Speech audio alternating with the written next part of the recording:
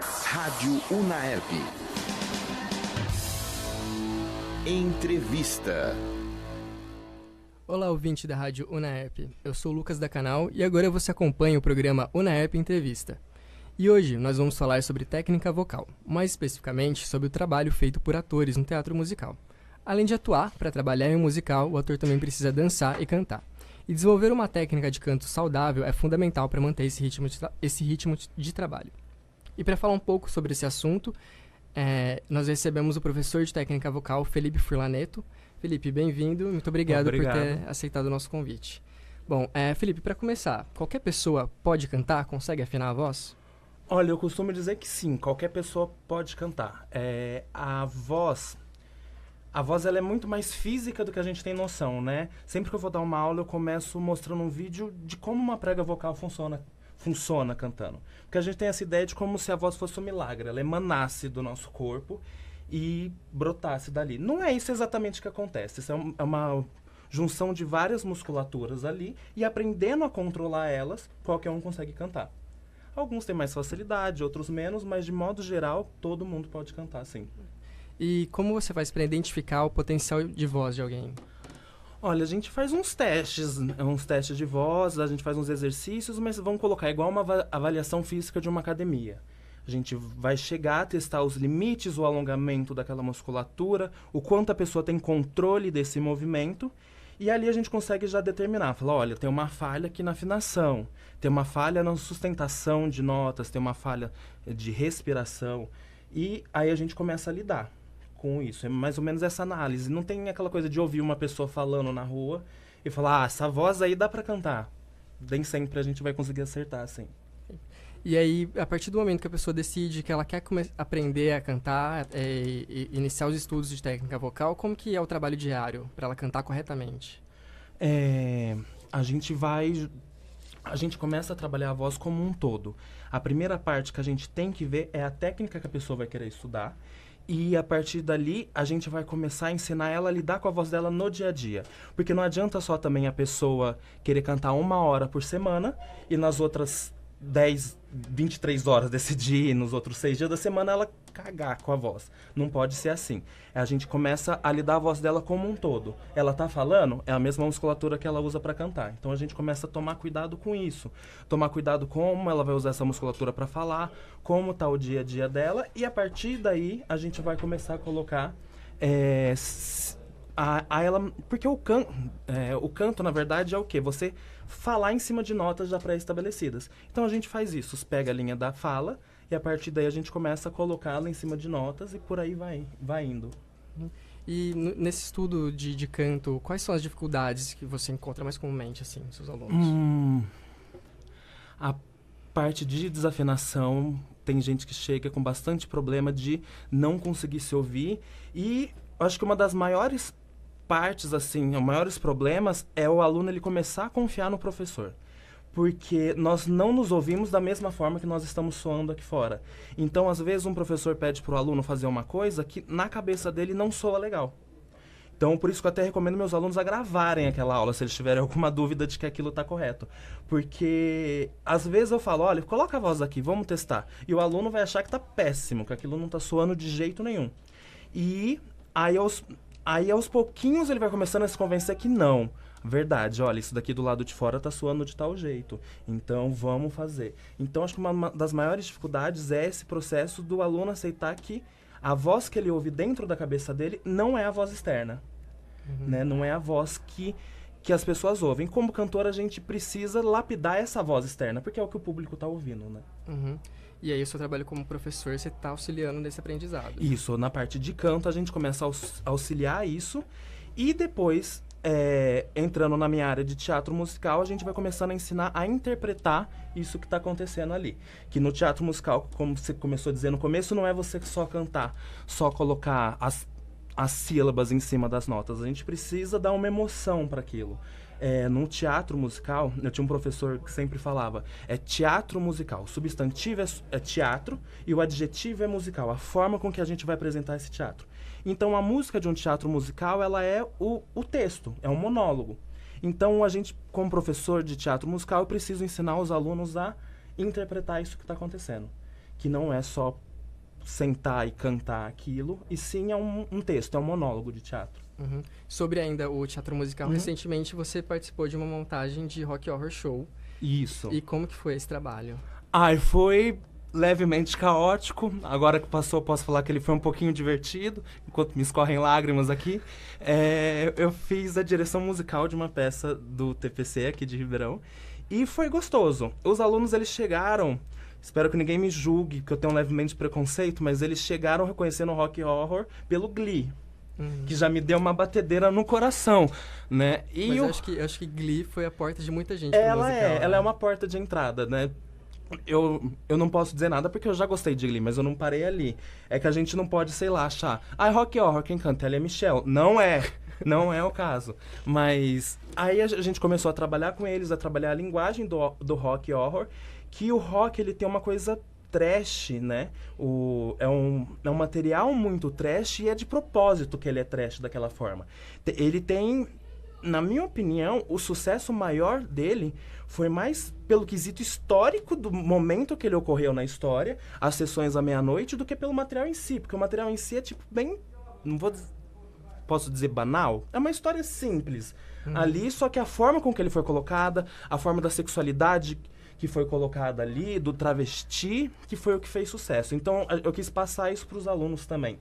E não só ensinar eles o material. Aí a gente foi trabalhando, lá nessa turma, era uma turma de atores. Acho que tinha uma pessoa e meia, vamos dizer, que cantavam. E meu trabalho foi começar a ensinar eles a afinar.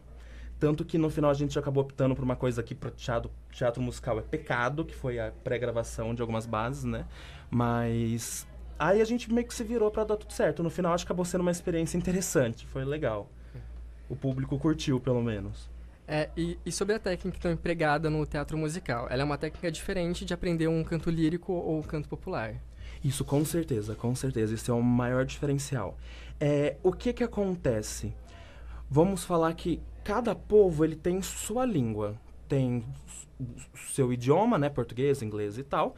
Mas a gente tem a forma com que a gente fala esse idioma, que é o que vai gerar uma música. Então, eu falo didaticamente, não que seja só isso, nós brasileiros falamos de uma forma mais gutural. Então, a nossa voz tem uma coisa de ser sempre mais na garganta, tem uma coisa até cultural do homem, tem que falar mais grave, senão não é masculino, você não vê um mocinho falando agudo, né? E isso, o que acontece? Deixa a voz muito presa. Aí vai gerar uma música que seja mais cromática, que vai ficar ali no um cantinho, um violão, vai ficar naquelas notinhas mais ali perto. E falando isso didaticamente, não que seja geral da coisa. E o que vai acontecer? O americano, ele já fala em outro lugar. Se alguém já ouviu, tipo, um gringo tentando falar português, vai ver que ele tem um sotaquezinho mais estranho, que vai ficar num lugarzinho aqui em cima. E quando ele começar a falar inglês, vai gerar, tipo, um som diferente. Então, quando a gente vai ver um gringo falando, normalmente ele vai fazer uma coisa meio Hey, come here! Né? A língua americana tem essa coisa de subidas e descidas muito maiores. E quando eles vão cantar, vai surgir, tipo, essas demônias, tipo Beyoncé, que começa Remember those words appear, came down, e de repente tá Hello! Como se nada tivesse acontecendo, ela estivesse lavando louça, né? Porque ela já tá acostumada a falar desse jeito. Então, o que a gente tem que entender? Voltando, fechando esse parênteses gigante, é que teatro musical, ele foi feito para americanos cantarem, não foi feito para brasileiros cantarem em sua maior parte. Em como foi feito para americanos cantarem, nós temos que entender como que eles conseguem cantar. Porque eles fazem de um jeito que nós não conseguimos. Então, o estudo do Belting, ele vem para isso. Ele vem para ensinar ao brasileiro como que um americano consegue. Como que ele consegue fazer isso? Como que esses homens têm esse alcance tão agudo sem nenhum esforço, que é o que a gente ouve no pop, sei lá, em Bruno Mars, Maroon 5, que tá o Bruno Mars fazendo When I see your face, there's not a thing that I will change. E ele faz isso também como se nada tivesse acontecendo. Agora, se um brasileiro for tentar fazendo isso, ele vai estragar, pra não falar outra coisa, a voz dele. E aí a gente vai tentando lidar com isso. E o Belting tem outra coisa muito importante também, que é o que diferencia ele do lírico. É a intenção, o objetivo. O lírico, a gente trabalha com exibicionismo vocal, vamos colocar assim, que é mostrar a voz na amplitude máxima dela. A gente não usa microfonação, a gente vai mostrar o super controle, a quantidade de notas, ornamentos, e esse é a base. Vamos colocar aqui, a melodia vem em primeiro lugar e depois a letra. No teatro musical é o contrário, como eu disse antes, é teatro. Então, a gente vai ter que realçar a letra, e para isso a gente não pode mudar o formante das palavras, que é o que acontece no lírico. Normalmente, no lírico, a gente vai carregar uma voz um pouquinho para um lugar mais redondo, para conseguir fazer os ó, qualquer coisa assim. E na hora que a gente vai para o musical, a gente não pode. Ó é ó, não pode ser ó. Então, essa, para mim, eu acho que é uma das maiores diferenças do lírico pro belting. É o uso da consoante, vamos colocar assim, e essa maleabilidade que os americanos conseguem ter e nós brasileiros damos uma penada ali para conseguir reproduzir esse mesmo repertório. Uhum. E além do belting, a gente estava falando antes, a gente falou sobre uma outra técnica que chama speech level singing. Speech level singing, tem várias, na verdade. Tem o speech, tem o speaking, tem o legit. São várias técnicas que nós trabalhamos e vamos dizer que aqui no Brasil a gente insere ela no uso do belting, né? O belting é um nome que a gente usa para se referir no Brasil a toda essa técnica de teatro musical. Nos Estados Unidos, belting é uma partezinha mais específica. E o que elas diferem entre si? Nós temos duas musculaturas dentro da nossa garganta, além de outras, mas duas que a gente vai citar agora, que a gente vai chamar de TA e CT. E a quantidade de cada uma do que a gente está usando ali para formar a voz é de que a gente vai diferir uma coisa da outra. Então, no mix voice, vamos colocar que elas estão no 50%... Todas são mix voice, na verdade. Mas tem uma que a gente tá 50% uma, 50% a outra. Aí a gente vai... Na outra tá 70% uma. Então, são variações dessa mesma coisa. Dessa junção das duas. Por isso que a gente tem muitos nomes. E no Brasil, acabou virando um senso comum de falar que é belting. Todas elas. Sim. E dentro do teatro musical, né, quais são as especificidades que o ator tem que desenvolver no trabalho dele? Olha, não tem nada específico, não. Ele tem que ser bom em tudo mesmo. Em tudo mesmo. Para a área de teatro musical, um mercado que está crescendo bastante para o Brasil e, graças a Deus, vamos colocar assim, é uma área que está indo para pessoas de teatro musical. Antes a gente tinha muitos globais, por questões de publicidade, financeiras ali, que o global ia fazer um musical. Hoje em dia a gente já teve o Wicked, que tirando o John Tasfaro, o resto ali eram todos atores estudados para teatro musical. Agora no Lemis, não me recordo, acho que só tem um personagem, o Marius, que já é mais globalzinho. Sim. E o resto também é de teatro musical. Então, o ator de teatro musical, ele precisa ser bom em tudo. A gente tem que ter uma formação em teatro, em dança, em canto e fazer os três, tipo, tranquilamente e não... Já passou o tempo em que no musical tinha, olha, você faz parte do balé e seu microfone vai ficar desligado no canto. Você é cantor e na hora da dança você vai para a última fileira. Já aconteceu isso, não acontece mais. Então não tem mais especificidade, é tipo... Temos que estudar e ser bom em tudo. Hoje, então, o mercado de trabalho musical no Brasil, ele exige um ator que saiba fazer tudo com perfeição. É o que a gente chama de performer. Ele deixa de ser só um ator e ele vira um performer, que é quem domina essas três áreas. Que é o que a gente chama também de triple threat, que é a ameaça tripla, que é aquela pessoa que quando você vai na audição... Você faz a audição de dança com ela, você fala, meu Deus, quem é essa pessoa que tá ali? Como que ela é tão boa assim? Aí você entra na audição de canto e fala, Jesus, mentira que ela é boa nisso também. Aí você entra na audição de interpretação dela, sai todo mundo chorando. Que é por isso que a gente chama de ameaça tripla, essas pessoas que são boas em tudo. E cada vez mais a meta é se tornar uma ameaça tripla. Todos buscam isso. E você acredita que assim no Brasil a gente já tem alguns cursos que trazem todas essas áreas? Ou a pessoa ainda precisa buscar em lugares diferentes? Olha, tá aumentando. Em São Paulo e no Rio de Janeiro tem um pouquinho mais, né? Tem os cursos, mas são cursos muito novos. Teve o curso do SESI, que foi um dos únicos mais... com um peso maior de nome, mas tem vários outros, o da Forex, Operário, o Team Broadway era só um de férias, parece que eu não cheguei a conhecer o curso dele, mas agora ele tem um curso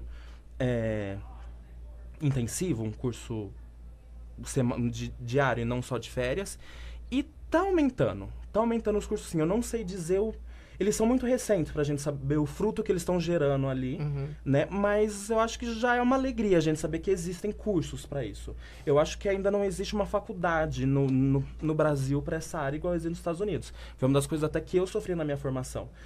Você pegar meu currículo é tipo um caos, porque eu entrei na faculdade de música, fiz as matérias que me eram interessantes por ser de teatro musical, tranquei. Entrei na faculdade, fiz no técnico em dança e fui na faculdade de teatro e mesma coisa. Porque não tinha uma faculdade ainda, não tem uma faculdade para isso. Hoje a gente tem cursos técnicos já. Então acho que o Brasil está avançando, sim, para essa área de teatro musical.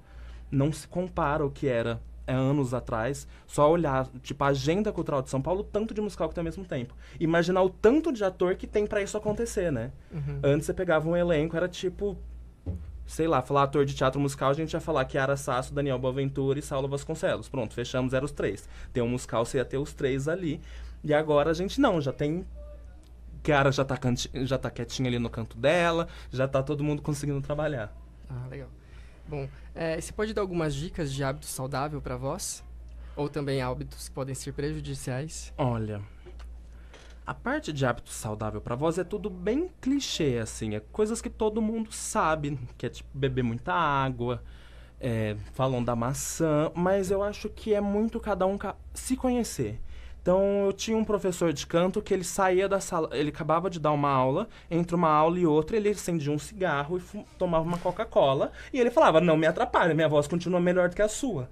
E como ele estava muito correto, era melhor do que a minha mesmo, ele podia fazer aquilo. Então, é muito pessoal. Tem gente que se comer leite, tomar leite, comer chocolate, a saliva vai ficar mais pastosa e vai atrapalhar a cantar, a gente vai ficar com mais pigarro. Mas... não tem nenhum segredo, assim. A gente trabalha muito com inalações de soro fisiológicos, principalmente em cidades como Ribeirão Preto, que é altamente seco. E em qualquer lugar que a gente entra tem ar-condicionado. E se não tiver ar-condicionado, a gente não sobrevive naquele ambiente. Mas vai ficando toda a mucosa da parte do nariz, garganta, a prega vocal vai ficando muito ressecada. Então, o que eu mais recomendo para os meus alunos é inalação, soro fisiológico, água. E o resto de tipo maçã, essas coisas que a galera fala, eu prefiro que eles vão testando. E cada um descubra o seu ali. Bom, Felipe, a gente vai encerrando por aqui. Para quem quiser se aprofundar mais ou até mesmo entrar em contato com você para iniciar os estudos nessa área, como que a pessoa te encontra? Você está dando aula em algum lugar? Como que é? Tô dando aula em 3 lugares diferentes. Eu dou... Outra coisa, igual eu tava falando antes. Em Ribeirão também, eu acho que abri uma escola de teatro musical agora, mas é muito recente, eu também não sei dizer. Mas até o momento eu dou aula no TPC, que é uma escola de teatro, no Souza Lima, que é um conservatório de música, e na Luciana Junqueira, que é um estúdio de balé. Então eu fecho, a área de musical nesses 3 lugares. Quem quiser me encontrar, estamos aí, me liga, só no Face. Tá ok, então. Felipe, mais uma vez, muito obrigado por ter vindo. Obrigado a todos os ouvintes. Obrigado você pelo convite. Tá ok, obrigado a todos os ouvintes. Eu sou o Lucas da Canal e aqui termina mais um UNAERP Entrevista. Agora você fica com a programação musical da Rádio UNAERP. Até a próxima.